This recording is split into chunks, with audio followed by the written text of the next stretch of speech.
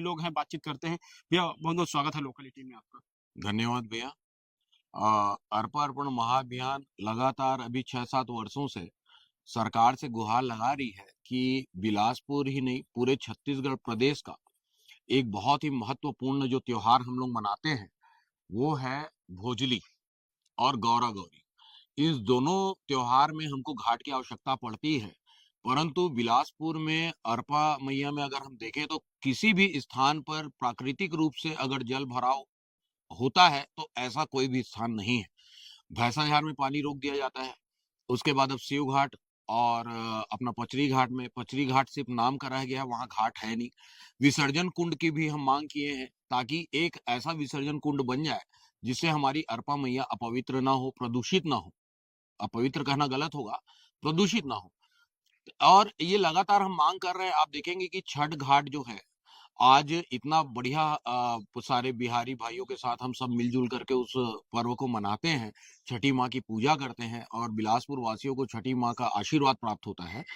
हमको इससे बहुत खुशी होती है। पर एक बात और है कि छत्तीसगढ़ प्रदेश में ही छत्तीसगढ़ के लोगों के जो त्योहार है उसे जिस तरह से नजरअंदाज किया जाता है और महत्व नहीं दिया जाता है, वो एक पीड़ादायक होती है हर छत्तीसगढ़ वासियों के लिए। हमने कब से कह रखा है कि एक घाट भोजली घाट के नाम से होना चाहिए, गौरव गौरी घाट के नाम से होना चाहिए, जिसकी मांग हम लगातार सरकार से कर रहे हैं। जो है भुजली घाट और गौरा गौरी घाट जो है छत्तीसगढ़िया लोगों के लिए कितना महत्व रखता है? बहुत ही महत्व रखता है। जैसे छठी मैया का हम पूजा करते हैं, उसी तरह से भोजली भी और गौरव गौरी ये दोनों माँ पार्वती और महादेव से संबंधित है। देवी माँ से का प्रतीक है जो जवारा बोते हैं और 9 दिन तक उसे बड़ा किया जाता है, फिर जा करके उसे समर्पित किया। ये प्राकृतिक ढंग से होता है, इससे प्रदूषित नहीं होता। इसमें भोजली में जो जवारा बोया जाता है वो एक प्रकार का प्राकृतिक रूप से वो नदी का संवर्धन होता है उसमें। ये एक पार्ट है। ये हम सनातन धर्म से अगर इसको हम अगर टेक्नोलॉजी जोड़े या फिर आज के साइंस से जोड़े तो एक बहुत ही अच्छा ढंग से उसका प्रकृति को संवारने का, सहेजने का एक हमारे पुरातन सनातन धर्म में एक रिवाज रहा है। उसी ढंग से हम एक एक जो बनाते हैं ये गौरव गौरी। तो ये सारी चीजें सनातन से और प्रकृति से जुड़ी हुई चीजें हैं। जैसे छठी माँ का पूजा है, तो ये सारी चीजें जो है प्रकृति को पूजने के लिए बनाई गई है और सबका श्रद्धा है होता है। तो सभी के श्रद्धा का शासन को, प्रशासन को ध्यान देना चाहिए। जिस तरह से छठी माँ की पूजा हो रही है उसी तरह से गौरा गौरी का पूजा होना चाहिए, उसी तरह से भोजली का भी पूजा पाठ का व्यवस्था होना चाहिए। क्या आपको लगता है कि शासन प्रशासन के द्वारा सौतेला व्यवहार किया जा रहा है छत्तीसगढ़िया लोगों के? बिल्कुल लग रहा है। आप देखिएगा जहाँ पे उच्चाधिकारी अगर किसी प्रदेश से अगर वो कनेक्टेड है और वो देखते हैं कि हमारे यहाँ पे इस तरह से हो रहा है तो उसको ज्यादा तवज्जो देते हैं।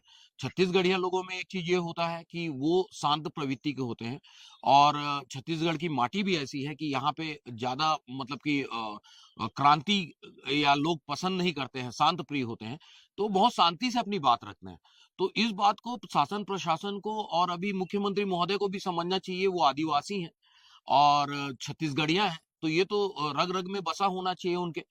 और मैं किसी पार्टी विशेष का तारीफ नहीं करूंगा, पर पिछली गवर्नमेंट जो थी वो छत्तीसगढ़ी जितनी भी त्योहार थी उसका बहुत ही ध्यान रखती थी और उसे बहुत अच्छे ढंग से लोगों को मनाने के लिए यहाँ पे व्यवस्था भी करती थी। तो ये चीजें अब भी होनी चाहिए, चाहे दोनों गवर्नमेंट हो, करना चाहिए दोनों को। ये आप मांग तो कर रहे हैं, लेकिन ये भोजली का जो इतिहास है कितना पुराना होगा, कब से चला आ रहा है? देखिए इसका इतिहास तो बहुत पुरातन रहा है। मैं तो जब से जन्म से ही मैं भोजली को जानता हूँ। यहाँ जितने भी लोग हैं सभी को जानते हैं। सिर में जवारा लेकर के जाना गांव गांव में, शहर में, ये सारी चीजें हो रही हैं। ये सैकड़ों वर्ष पुरानी हमारी परंपरा चली आ रही है। देखिए, ये छत्तीसगढ़ के जो स्थानीय लोग हैं वो भी अब छठ घाट जो बना हुआ है, एशिया का सबसे बड़ा छठ घाट बिलासपुर का जो छठ घाट है उसे कहा जा रहा है, उसी के तर्ज पर यहाँ भोजली घाट बनाए जाने की लगातार मांग कर रहे हैं। मैं हूं आपके साथ सूर्य प्रकाश सूर्यकांत और आप देख रहे हैं लोकल 18। नमस्कार।